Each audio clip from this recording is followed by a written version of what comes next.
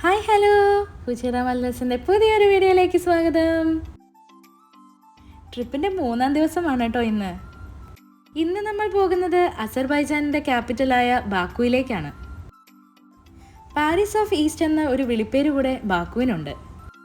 അവിടുത്തെ കെട്ടിടങ്ങളുടെ നിർമ്മിതി പാരീസിനെ അനുസ്മരിപ്പിക്കും വിധമാണ്. അങ്ങനെ പതിവ് പോലെ നമ്മളിതാ രാവിലെ നമ്മുടെ വണ്ടിയിൽ കയറിയിരിക്കുകയാണ്. ഇതാണ് ഓൾഡ് ബാക്കു. ഇവിടുത്തെ പ്രധാന ഒരു അട്രാക്ഷൻ ഇവിടുത്തെ കരകൗശല വസ്തുക്കളും ഇവിടുത്തെ ബിൽഡിംഗ് കൺസ്ട്രക്ഷനുമാണ്.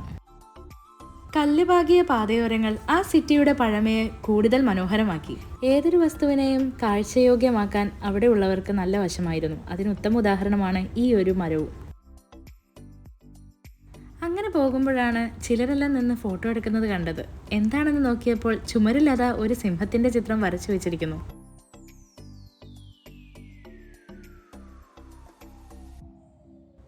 മാത്രവുമല്ല, മുന്തിരിവള്ളികൾ കൊണ്ടും പലതരം ചെടികൾ കൊണ്ടും ആ വീടിന്റെ മുൻവശം അവർ അലങ്കരിച്ചിരിക്കുകയാണ്. മറ്റുള്ള നഗരങ്ങളെ അപേക്ഷിച്ച് നോക്കുമ്പോൾ ഓൾഡ് ബാക്കുവിൽ വലിയ വലിയ കച്ചവട സ്ഥലങ്ങളൊന്നും നമുക്ക് കാണാൻ സാധിക്കില്ല.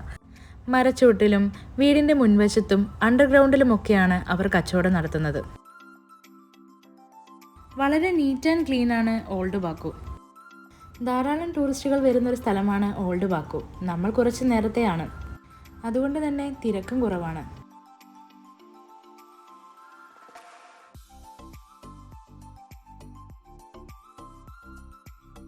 ഇവിടുത്തെ ക്ലീനിങ്ങിന്റെ കാര്യം പ്രത്യേകം എടുത്തു പറയേണ്ടതാണ്.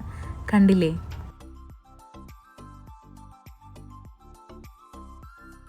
അങ്ങനെ ഞങ്ങൾ അവിടുത്തെ പുരാതനമായ ഷിർവൻഷാസ് പാലസിന്റെ ഫ്രണ്ടിലൂടെ മുൻപോട്ട് നടന്നു.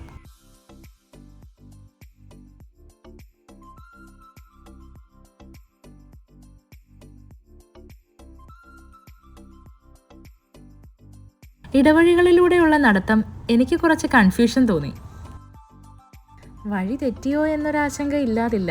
എന്നാലും എവിടെയെങ്കിലും എത്തിച്ചേരുമെന്നുള്ള പ്രതീക്ഷയിൽ വീണ്ടും മുൻപോട്ട് നടന്നു.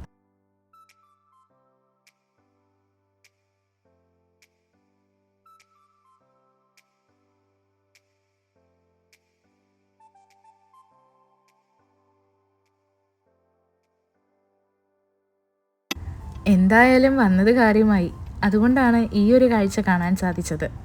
നിറയെ മുന്തിരിവള്ളികളാണ്, അങ്ങിങ്ങായി മുന്തിരിക്കൊലകളും.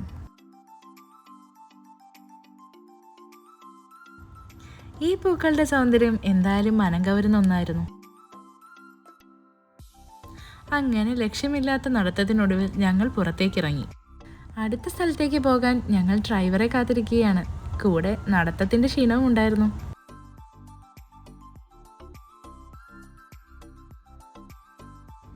ബാക്കുവിന്റെ മറ്റൊരു അട്രാക്ഷനായ ഹൈലൻഡ് പാർക്കിലാണ് നമ്മളിപ്പോൾ ഉള്ളത്. താഴെ നിന്നും പാർക്കിലേക്ക് നമ്മൾ ഈ ട്രാമിലാണ് പോകുന്നത്.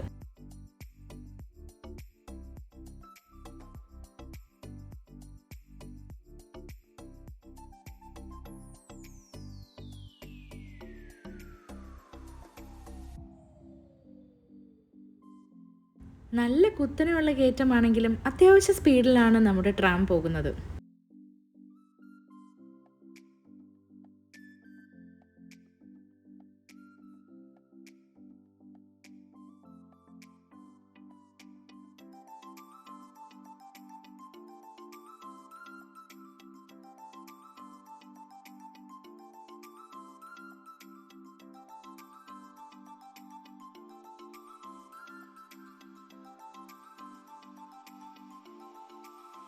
പാർക്ക് നിർമ്മാണത്തിന്റെ പ്രധാന മെറ്റീരിയലായി അവർ യൂസ് ചെയ്തിരിക്കുന്നത് ബാക്കു ലൈംസ്റ്റോൺ ആണ്. വീരസൈനികരെ അടക്കം ചെയ്ത മണ്ണിലാണ് നമ്മളിപ്പോൾ ഉള്ളത്.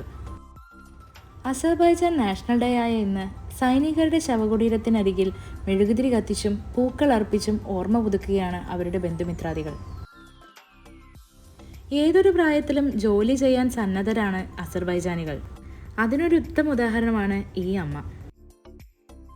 പാർക്കിലെ ശുചീകരണ തൊഴിലാളിയായിരുന്നു.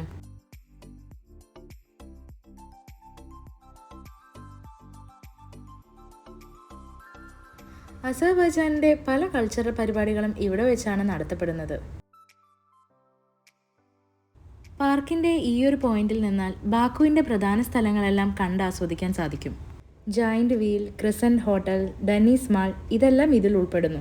ആ പകുതി വൃത്താകൃതിയിലുള്ളതാണ് ക്രിസന്റ് ഹോട്ടൽ. ഇതിനടുത്തുള്ള ബിൽഡിംഗ് അബുദാബിയിലെ ഇത്തിഹാദ് ടവറിനെ അനുസ്മരിപ്പിക്കും വിധമാണ്.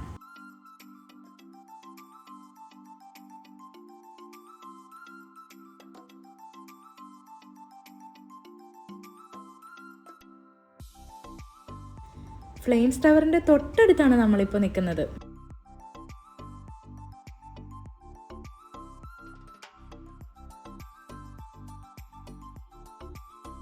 അങ്ങനെ ഹൈലാൻഡ് പാർക്കിലെ കാഴ്ചകൾക്ക് ശേഷം ഞങ്ങൾ താഴേക്ക് ഇറങ്ങുകയാണ്.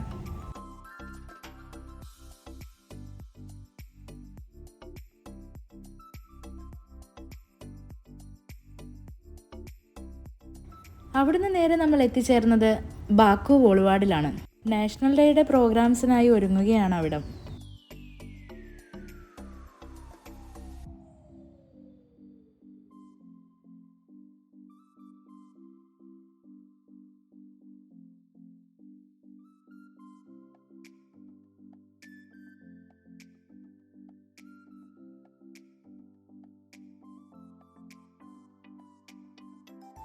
നിന്നുകൊണ്ട് കരുക്കൾ നീക്കി ചെസ്സ് കളിക്കാൻ തരത്തിലുള്ള ഒരു ചെസ് ബോർഡ് അവിടെ ക്രിയേറ്റ് ചെയ്ത് വെച്ചിട്ടുണ്ടായിരുന്നു.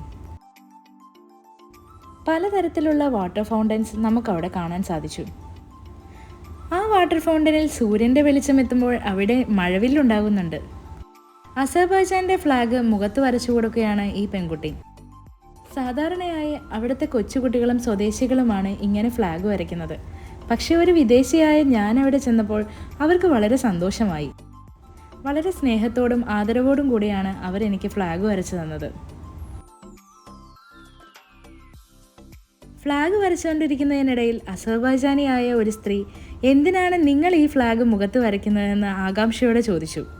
ഈ രാജ്യത്തോടുള്ള സ്നേഹവും നാഷണൽ ഡേ സെലിബ്രേഷന് പങ്കെടുക്കാനുള്ള താല്പര്യവും കൊണ്ടാണെന്ന് പറഞ്ഞപ്പോൾ അവർക്ക് ഒരുപാട് സന്തോഷമായി. ഇന്ത്യക്കാരോടുള്ള ആദരവും സ്നേഹവും പ്രകടിപ്പിച്ച് നന്ദി പറഞ്ഞുകൊണ്ടാണ് അവരവിടുന്ന് മടങ്ങിയത്.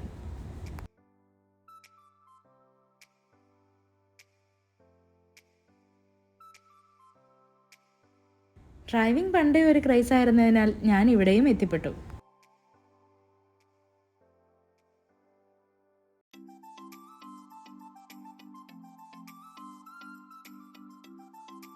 കൊച്ചുകുട്ടികളായിരുന്നു കൂടുതലും ഇത് ഡ്രൈവ് ചെയ്യാനുണ്ടായിരുന്നത്. ഭയങ്കര സ്ലിപ്പറി ആയി തോന്നി ഫ്ലോറ്. സത്യത്തിൽ ഈ ഡ്രൈവിങ്ങിൻ്റെ കോൺഫിഡൻസും എനിക്ക് അതിനോടുള്ള പാഷനും കണ്ടാണ് എൻ്റെ ഹസ്ബൻഡ് എന്നെ ഡ്രൈവിംഗ് പഠിക്കാൻ കൊണ്ടാക്കിയത്. എൻ്റെ ജീവിതത്തിലെ വലിയൊരു വഴിത്തിരിവ് തന്നെയായിരുന്നു ഇത്.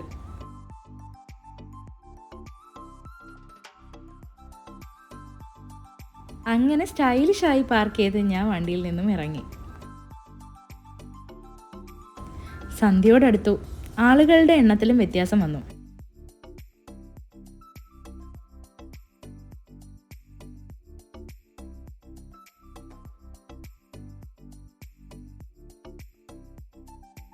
ഫ്ലെയിം ബിൽഡിങ്ങിൻ്റെ രാത്രിയിലെ കാഴ്ചയാണിത്. നേരത്തെ കണ്ട ചെസ് ബോർഡിന് ചുറ്റും ആളുകളായി. ഒരു പഴയ തലമുറയും പുതിയ തലമുറയും തമ്മിലുള്ള കളിയായതുകൊണ്ട് തന്നെ അവിടെയുള്ള ആളുകൾക്കും ആവേശം കൂടുതലായിരുന്നു.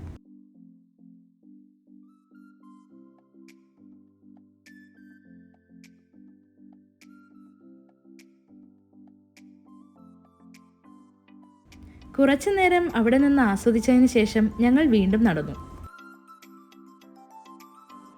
ഇനി ഫുഡ് കഴിക്കുക എന്നതാണ് പ്രധാന ലക്ഷ്യം. സബ്വേയിലൂടെ നിസാമി സ്ട്രീറ്റിലേക്ക് ഞങ്ങൾ നടന്നു.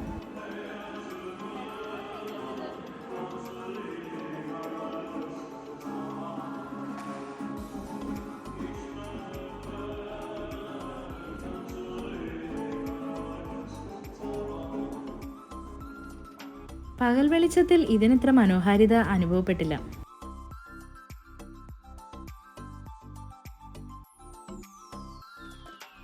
പ്രത്യേക ഒരു ചന്തമാണ് രാത്രിയിൽ നിസാമി സ്ട്രീറ്റ് കാണാൻ. നിസാമി സ്ട്രീറ്റിലുള്ള KFCയിൽ നിന്നാണ് ഇന്നത്തെ നമ്മുടെ രാത്രി ഭക്ഷണം. രാത്രിയായപ്പോൾ തണുപ്പിൻ്റെ കാഠിന്യം കൂടി. അങ്ങനെ ഇന്നത്തെ യാത്രയ്ക്ക് വിരാമമായി. മൂന്നാമത്തെ ദിവസം ആയതുകൊണ്ടാണെന്ന് തോന്നുന്നു ഞാൻ അല്പം ടയേർഡായി. പിന്നെ ഒന്നും നോക്കിയില്ല, വണ്ടി കയറി നല്ലൊരു ഉറക്കം പാസാക്കി. അങ്ങനെ ഞങ്ങൾ ഹോട്ടലിലെത്തി. ഹോട്ടലിൻ്റെ സ്വിമ്മിംഗ് പൂളാണിത്. അവസാന ദിവസത്തോടടുക്കുന്നു, അതുകൊണ്ട് തന്നെ സ്വിമ്മിംഗ് പൂൾ ഇന്ന് യൂസ് ചെയ്യാമെന്ന് കരുതി. ട്രിപ്പിൻ്റെ 4ാം ദിവസമായ നാളെ നമ്മൾ പോകുന്നത് fire mountain, mud volcano, fire temple എന്നിവിടങ്ങളിലേക്കാണ്. ഇന്നത്തെ നമ്മുടെ കൊച്ചു വീഡിയോ ഇഷ്ടമായെങ്കിൽ ലൈക്ക് ചെയ്യാനും ഷെയർ ചെയ്യാനും സബ്സ്ക്രൈബ് ചെയ്യാനും മറക്കരുതേ. Thanks for watching.